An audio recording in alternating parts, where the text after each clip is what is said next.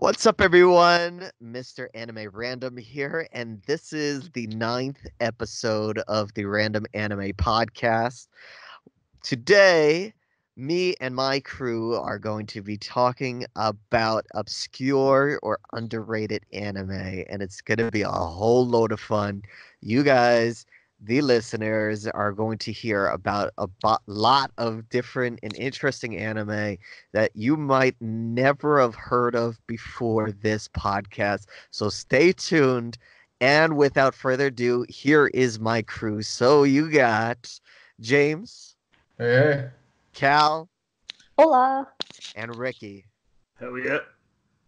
So, guys, we are going to talk about these obscure, bizarre, random anime that you guys might not have heard of before. Maybe even you stump the crew into whether or not we've heard of them before. And even though a lot of us have seen a lot of different anime because yeah, we're nerds, but we'll go ahead and talk about all these different underrated anime, these obscure anime, to get these listeners adding more to their list of ever-growing list of anime, which we all have that.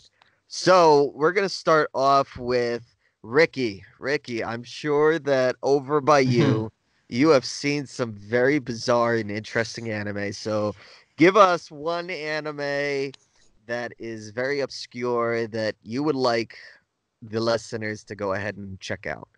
Well, you're dead right there, Mr. Random Anime Boy. I've seen some random and obscure anime indeed, boy.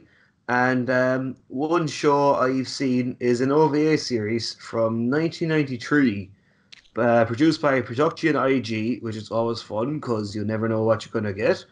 And it is called Dragon Half. Has anyone here ever seen Dragon Half? No. I have not. Nobody, seriously.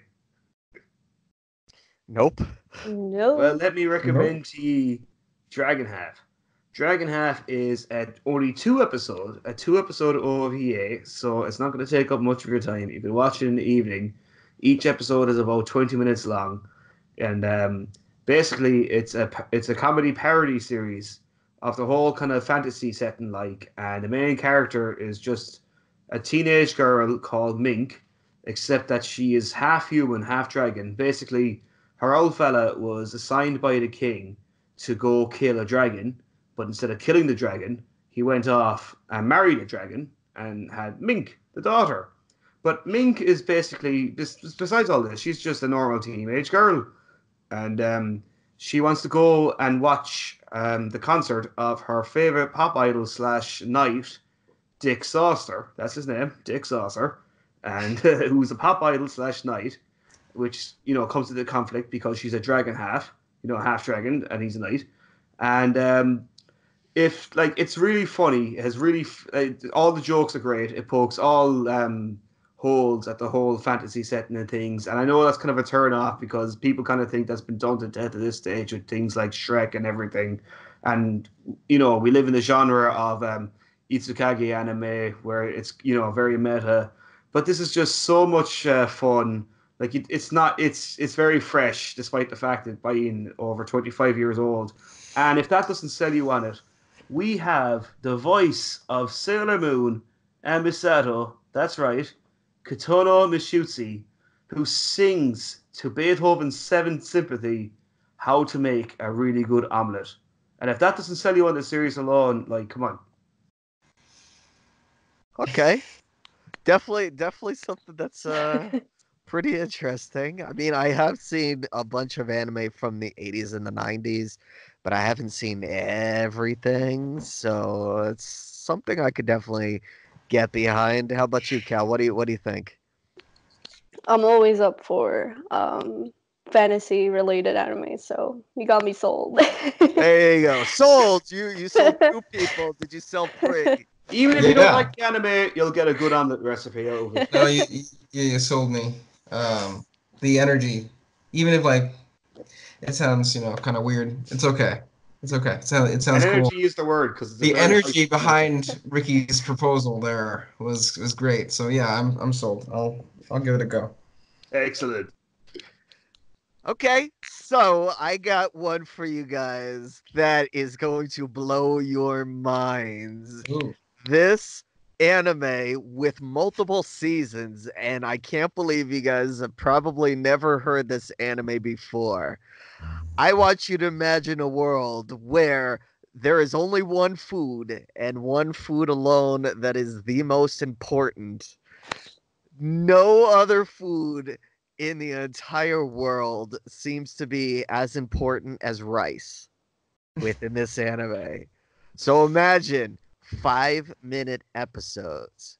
5 minute, that's it. 5 minutes.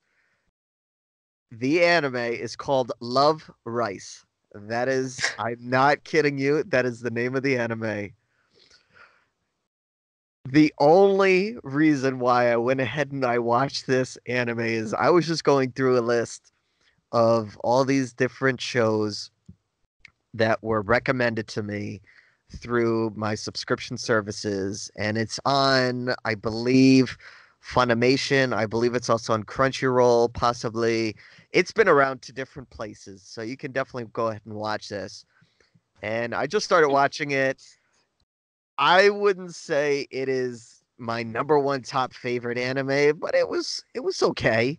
And it is about a whole bunch of these school kids who are going to this academy almost similar to what would be with Food Wars, and the only focus is rice. The only mention is rice, and it is a bizarre. Trust me, it is something that you would you would have had to have only been recommended it in order to have watched it. So it's definitely something very obscure, and I say go ahead and check it out. At least watch 2 episodes, especially when they're only 5 minutes long. And I know Ricky is definitely going to be watching this one. So You're right there. You're absolutely right. You've just hit on such a plain and basic, but yet at the same time, totally erotic content like about rice. who knew rice could be so magical? Actually, I think there is a tagline. I forget. I haven't seen it in a while, but there is a bizarre, and I keep using the word bizarre. It's gonna be mentioned multiple times within this podcast, but there is a phrase that's used in the anime, and it's like, who would have thought that rice could be so interesting, or something like that, whatever it might be. And it could potentially be like a food porn kind of anime because they make some pretty interesting dishes and things.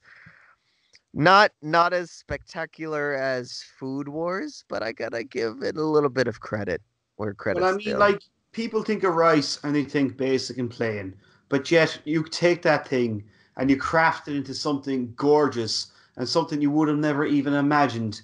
And that's the beauty of this anime, I believe. Right. Yeah, it's up there when it comes to anime that is bizarre. Okay, so no, nobody's going to search it up, but yeah, I'll throw that one out there just to get things going. Now, Cal, I'm gonna jump to you. Oof, okay, so the anime that I want to present is Honobono Log, and it's a slice of life and romance anime. And it's based on an illustration book. And what's unique about this anime is that it's only every episode is about 1 to 2 minutes long. You have 10 in total. And how I just kind of met this anime was just, just scrolling through YouTube, and I saw a video recommendation, and it had all the episodes in one. So what's really unique about it is the animations are very simple, and even though it doesn't have like a very hardcore plot with your main characters and everything, because every short story there's sort of like a new set of characters. It makes it very fluid as far as you seeing romance within different couples and families. So definitely, I would, if you feel like watching a little romance, or I don't know, you want to cry, I recommend watching it. Okay. I'll add that one to the list of ever-growing, ginormous list of anime to watch. James, what do you think about that one? It sounds short and sweet to the point, and sometimes it's good to finish things. So I'd probably give it a shot just because I could finish it in 20 minutes. Be like, oh, done, finish Done. that. There That you was go. good. Instead of like all these other animes where it's like, oh, here's 500 episodes. I'm gonna watch a few here, and then wait. I'm gonna watch a few more here, and then oh, I finally finished it. It's only been what 10 years? Oh, okay. So There you yeah. go. So, James, speaking of you, how about Uh-huh. you have a suggestion of something for the listeners to go ahead and check out? Okay, I don't know if you guys watched this one, but it's one of the first anime that I watched when I was first starting anime. It's Welcome to the NHK. Woo! I've seen that one. You seen that one? Yep. Okay. Yeah, I've seen it too. Love it. Yep. Well, I don't care because I still think it's a little underrated, even if you've all seen it. It it is an underrated one, but go ahead, describe it. Yeah, yeah. Okay, so it's about a hikikomori named Tatsuhiro Sato. Hikikomoris are people who live inside their houses and they never leave. And he finds this girl. This girl kind of pushes herself onto him, and not like sexually, but just in a way that she wants to help him. And he kind of loses his mind. There's like psychological stuff that he's dealing with because he's afraid of the outside world and he doesn't really like to deal with people. And it's like a black comedy. Oftentimes he'll kind of lose his mind and the world kind of crumbles around him as he tries to get back home because he can't deal with what the outside world is. Um, and I just think it just tells us a nice story, like a great story that gets really dark, kind of near the end. But it delves into other kind of ideas that surround anime, like lolicons and other kind of things you don't normally see maybe in most of the modern anime. Um, but I just think the one like starting out when I was first watching it that I kind of was probably more I was definitely more of a hikikomori then than I was now because I actually like lived in the woods, so I feel like I kind of gravitated towards this anime because I kind of lived like that, even though it wasn't my choice. Um, but yeah, I just enjoy this anime, and when I saw I actually watched it recently because it popped up again on I saw like on Crunchyroll, so I started watching it again. I was just it's a good That's slice of always life. And yeah, yeah. that's always usually what happens is you go ahead and watch an anime that you've liked and then you revisit it and you end up watching it multiple times. I've only seen it once through, but it would be one that if I did have time, I'd watch it again. Obviously I have other anime that Oh like to yeah, watch first, but there's so many oh all the yeah. time, I every think I've seen season. it about maybe 4 or 5 times now, and I'll say this about it.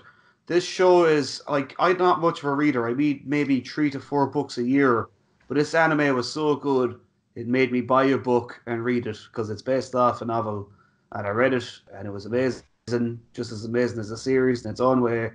It's an unreal series. Like you root for the characters and you hate the characters at the same time. It's very conflicting, but it's a great series altogether. By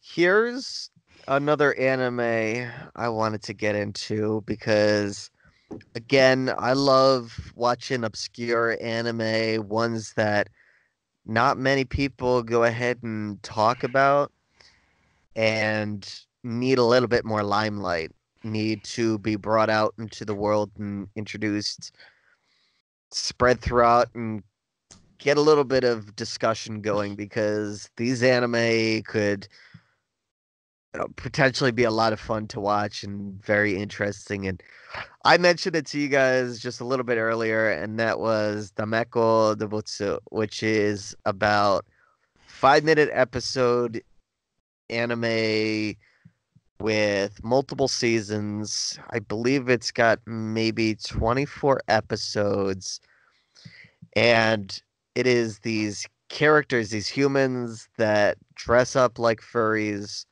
and the world that they live in is essentially out in the forest, out in the open world, and they act like they're creatures, like the characters that they are portraying, except for their personalities are the complete opposite of the real world animals. So the wolf is a coward, and the cheetah is a klutz, and the whale does not know how to swim, and the rabbit is very violent and is a smoker, and there's a unicorn in there that likes to drink and eat and be lazy all the time. And there's all these different other characters that are thrown in there, and it's a very interesting anime that has pretty much every aspect of an anime where you have the zoom in serious face and you have the you do get the I call it the Team Rocket liftoff, where you see the Team Rocket getting shot off into space, and then all of a sudden there's a little sparkle in the sky. looks like Team Rocket's blessed not again. Right. So that happens multiple times throughout the series. Just kind of throwing that out there. So definitely go ahead and watch that because you will see that and get a kick out of it. Very short episodes, like I said. You could probably power watch through a few episodes in no time. It is on the mixture of comedy and there is more or less just kind of a playfulness to it. So, asking you all, would you go ahead and watch it? Well, you said Team Rocket, so you have me sold. Yeah, there you go. That was literally it. That's and the drinking unicorn. Oh yeah. You will like the drinking unicorn. He is a funny character. I think everybody likes the wolf though because he's like the main character, but Okay, good enough. but you will see the unicorn quite a bit because the unicorn is one of those characters that you would be like, oh yeah, there you go. Drink alcohol and eat and laser out, you know. Yeah, man.